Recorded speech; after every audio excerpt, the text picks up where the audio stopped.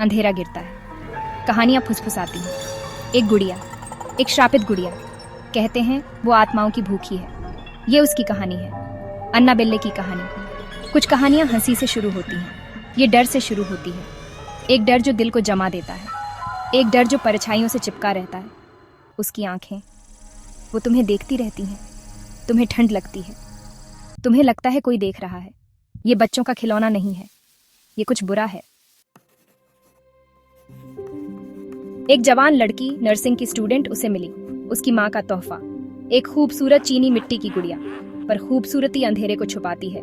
गुड़िया हिली खुद ब खुद। पहले छोटी हलचल, जगह बदलना, सर घुमाना। स्टूडेंट डोना ने ध्यान नहीं दिया, पर डर ने जड़ पकड़ ली थी। फिर ये बार आज गया। हाथ से लिखे नोट्स दिखे, हमारी मदद करो, लू की मदद करो। पर डोना अकेली रहती थी। डर ने उसके दिल को जकड़ लिया। डोना और उसकी रूममेट एंजी ने मदद मांगी। एक मीडियम को बुलाया।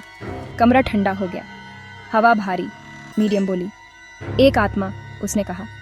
एक जवान लड़की जिसका नाम अन्ना बेल्ले हिगिंस है। अन्ना बेल्ले आत्मा रुकना चाहती थी, सुरक्षित रहना चाहती थी, प्यार चाहती थी। डोना को दया आ गई, उसने हाँ कर दी। एक बहुत बड़ी गलती। आत्मा, लगता है, इतनी मासूम नहीं थी। गुड़िया और हरकत करने लगी, और खतरनाक। वो अलग अलग कमरों में, अलग अलग जगहों पर मिलती, जैसे वो जिंदा हो। एक रात डोना का दोस्त लू जागा, सुन्न पड़ गया। डर ने उसका दम घोंट दिया। उसने गुड़िया देखी, वो उसकी तरफ आ रही थी, धीरे धीरे, जानबूझकर। फिर उसे सीने में तेज दर्द हुआ, खरोंच जैसे जलने के निशान उसके सीने पर। उसे एक एहसास हुआ, बुरा और दम घोंटने वाला। गुड़िया, उन्हें समझ आया, भूतिया नहीं थी, वो एक रास्ता थी, एक जरिया किसी और अंधेरी चीज के लिए, किसी और भयानक चीज के लिए। डर दहशत में बदल गया।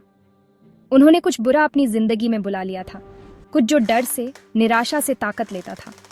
एक रात ये बाज गया, खून जमा देने वाली चीख। उन्होंने लू को पाया, अपना सीना पकड़े, हाँफते हुए।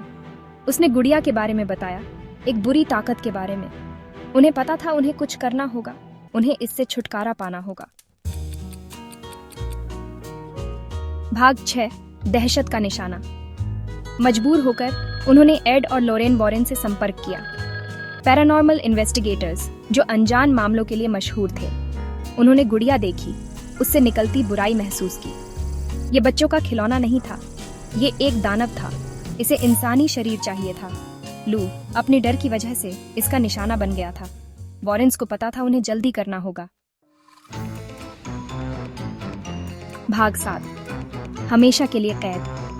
वॉरेन्स ने झाड़ फूंक की, कमरा और ठंडा हो गया। गुड़िया हिंसक रूप से उछली, पर दानव बहुत ताकतवर था। वो उसे बांधने में कामयाब रहे, गुड़िया में कैद कर दिया। वो अन्ना बेल्ले को ले गए, उसे अपने अलौकिक चीजों के म्यूजियम में बंद कर दिया। दुनिया से सुरक्षित, अंदर के दानव से सुरक्षित। भाग 8, फुसफुसाहट कभी नहीं मरती, पर कहानियां जारी हैं। उन लोगों की फुसफुसाहट जो गुड़िया का अपमान करते हैं, उसकी ताकत का मजाक उड़ाते हैं। लोग जो कहते हैं उन्होंने उसकी निगाहें महसूस की हैं, उसकी नफरत। लोग जो गायब हो जाते हैं, फिर कभी नहीं दिखते। दानव कहते हैं अभी भी कैद है, पर बुराई कभी नहीं मरती। वो इंतजार करती है, वो देखती है, और वो भूखी है। भाग 9, गुड़िया से सावधान।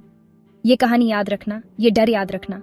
अगर तुम एक गुड़िया देखो, एक चीनी मिट्टी की गुड़िया, खाली आंखों और डरावनी मुस्कान के साथ, मुंह मोड़ लेना।